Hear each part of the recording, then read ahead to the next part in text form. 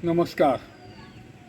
माफ़ी चाहता हूँ, काफ़ी दिनों के बाद लौटा है सूत्रधार आपके बीच, छोटा सा विषय लेकर। दोस्तों, आज मैं ऐसे लोगों के बारे में बात करना चाहता हूँ, बाकी है जिनके दम पे नामो निशान हमारा, जिनके दम पर हम आज जिंदा हैं। हम आराम से घूम रहे हैं, आराम से अपने फैमिली के साथ एंटरटेन कर रहे हैं, जीवन जी रहे हैं, लेकिन हम उन्हें कितना याद करते हैं। मैं बात कर रहा हूँ इंडियन आर्मी की, जो कहीं अर्थक्वेक हो, कहीं फ्लड आए, कोई बड़ा डिसास्टर हो, हर जगह हमें भारतीय सेना की ज़रूरत पड़ती है और बिना भारतीय सेना के हमारा उद्धार नहीं होता। जब भी इस राष्ट्र पर कोई संकट आया है, भारतीय सेना ने ही हमें उबारा है। इंडियन आर्मी ही ने हमारी रक्षा की है। हम कितनी बार उन्हें याद करते हैं। मैं इंडियन आर्मी की कहानी सुनाने नहीं बैठा हूँ। इंडियन आर्मी की कहानियाँ, उसमें हुए शहीदों के बारे में तो आपको कहीं भी बहुत जगह बिखरी हुई कहानियाँ मिल जाएंगी। मैं बात कर रहा हूँ कि हम उनके प्रति आभार कितना व्यक्त करते हैं। ऐसे लोगों के प्रति जो डेविड और गोलियत, एक महादानव गोलियत से एक नन्हा डेविड जैसे लड़ा था, वैसे 1962 में हम चाइना से लड़े थे। चाइना हमारे लिए गोलियत ही था और हम डेविड थे। जानते हैं क्यों? चाइना वार में चाइना के पास हर आधुनिक हथियार था, सर्दी में पहनने के लिए अच्छे अच्छे यूनिफॉर्म थे। उनके जगह पर हमारे जवानों ने 303 राइफल बाबा आदम जमाने की और 50-100 गोलियों को लेकर बॉर्डर पर, फिर भी उन्हें 14 दिनों तक रोके रखा। ये क्षमता है भारतीय सेना की। कहते हैं ना, 60s के डिकेड में एक पिक्चर आई थी हकीकत, चेतन आनंद ने बनाई थी। उसमें एक गीत था, उसकी 4 लाइन में आपको बताना चाहता हूँ। उसका अर्थ जरा अकेला में बैठकर आप ध्यान देंगे। एक गीत है, उसमें लाइन है, सांस थमते गए, नब्ज जमती गई, फिर भी बढ़ते कदम को न रुकने दिया, कट गए सर हमारे तो कुछ गम नहीं, सर हिमालय का हमने न झुकने दिया। ये है भारतीय सेना। इसका अर्थ क्या है? ठंड से उनकी हड्डियां गल जाती थी, फिर भी वो लड़ते रहते थे। मैं जब इस कॉलेज में था, मैं एनसीसी में था, एक आर्मी अटैचमेंट कैंप में जब मैं गया तो वहाँ हमारे इंस्ट्रक्टर थे मदन सिंह रावत, तत्कालीन उत्तर प्रदेश और आज का उत्तराखंड, गढ़वाल के रहने वाले। मुझे आज भी उनकी स्मृति है।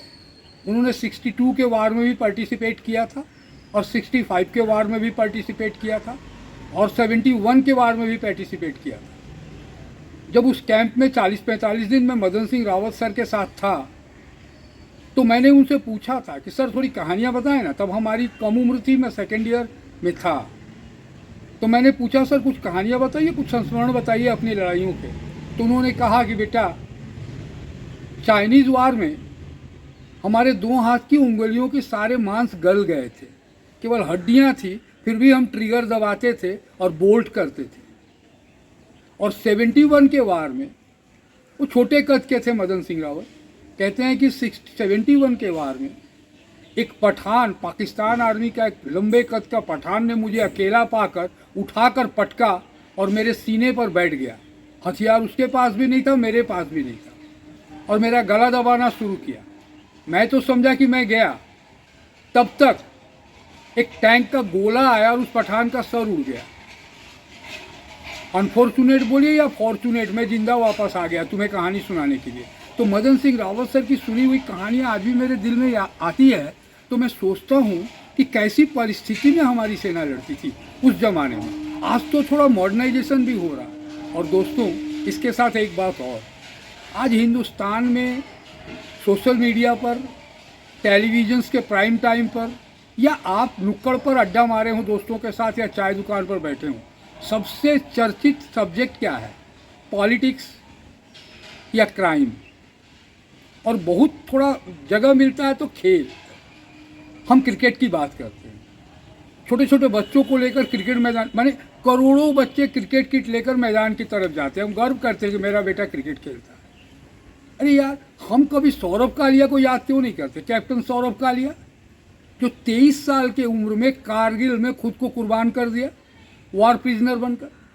हम विक्रम बत्रा को कभी याद करते हैं? कैप्टन विक्रम बत्रा, जिसने हैंड टू हैंड फाइट करके कारगिल के टाइगर हिल पर जीत सुनिश्चित की।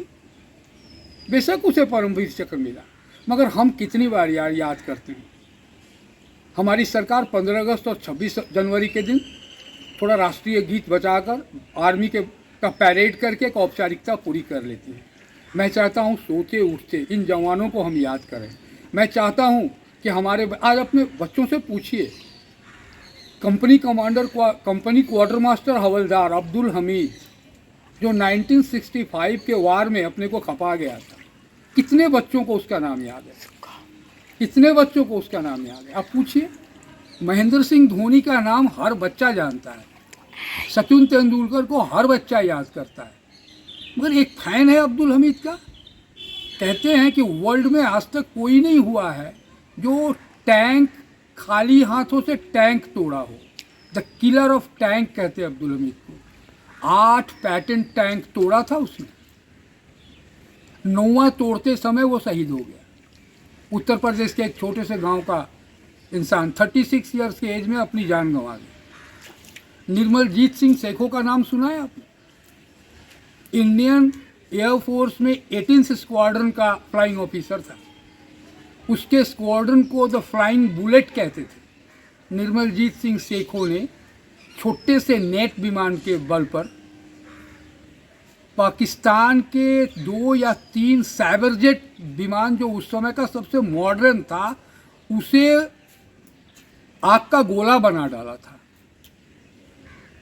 परमवीर चक्र मिला उसे।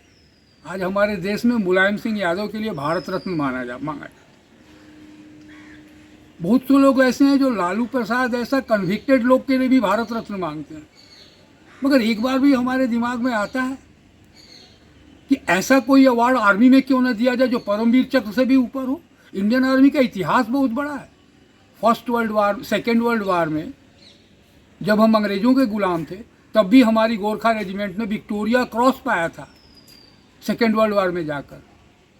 सुभाष चंद्र बोस ने आज़ाद हिंद फौज बनाई थी, वो आर्मी भी। कारण जानते क्या है? इंडियन आर्मी ही दुनिया में एक ऐसी आर्मी है जो नौकरी करने के लिए सेना में नहीं जाती। इंडियन आर्मी का काम पैशन है, डेडिकेशन है, ये प्रोफेशन नहीं है। तो दोस्तों, मैं अपील करूंगा और एक पंक्ति सुना दूं आपको, मैं ख़त्म करूंगा अपनी बात।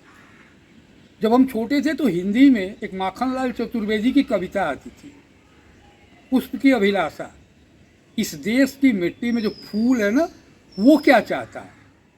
तो उन्होंने लिखा था, फूल कहता है, चाह नहीं मैं सुरबाला के गहनों में गूंथा जाऊं, चाह नहीं प्रेमी माला में बिंध प्यारी को ललचाऊं, चाह नहीं मैं सम्राटों के 100 पर फेंका जाऊं, चाह नहीं देवों के सिर पर चढ़ूं भाग्य पर इतराऊं। तो भाई तुम क्या चाहते हो?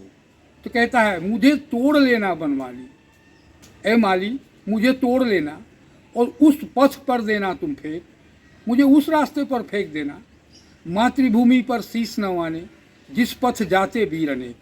जिस रास्ते से भारत की सेना देश पर कुर्बान होने के लिए जाती हो, उस रास्ते पर फेंक देना, ताकि मैं उनके बूटों तरह कुचला जाऊं और धन्य हो जाऊं। तो दोस्तों, ऐसे देश में हम हैं और मैं चाहता हूं कि आज से अपने बच्चों को हम सचिन तेंदुलकर की कहानियों के बदले विक्रम बात्रा की कहानियां सुनाएं। हम अपने बच्चों को शाहरुख खान और अमिताभ बच्चन की बातें ना बताकर हम उन्हें सौरभ कालिया के बारे में बताएं, अब्दुल हमीद के बारे में बताएं, निर्मलजीत सिंह सेखों के बारे में बताएं। दोस्तों, ये भावनाओं की बात है। मैं चाहता हूं कि हम भावना से उन्हें याद करें। 26 जनवरी और 15 अगस्त को नहीं।